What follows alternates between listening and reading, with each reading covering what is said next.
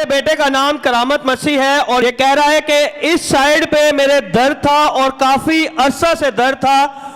और इसने 2 फ्राइडे से, सिर्फ लास्ट 2 फ्राइडे से इसने खुदावन के घर में आना शुरू किया और खुदावन के नाम को जलाल देने के लिए जब ये यहाँ पे आगे आया और खुदावन यीशु ने इस सारी दर्द से इसे कामिल तौर पे शिफा दी। और शिफा गवाही देने से पहले ये कह रहे हैं कि मैंने लास्ट फ्राइडे जब मैं गया तो मैंने खुद भी चेक किया कि मैं ठीक हुआ हूँ कि नहीं, लेकिन खुदावन यीशु ने, जब खुदावन यीशु छूता है तो वो आपको कामिल तौर पर शिफा देता है। जोरदार तालियां बजाएं यीशु के नाम को जलाल देने के लिए। जब आप खुदा के घर को एहतराम देंगे, इज्जत देंगे, तो खुदावंद आपको हर मुश्किल परेशानी से बचाएगा।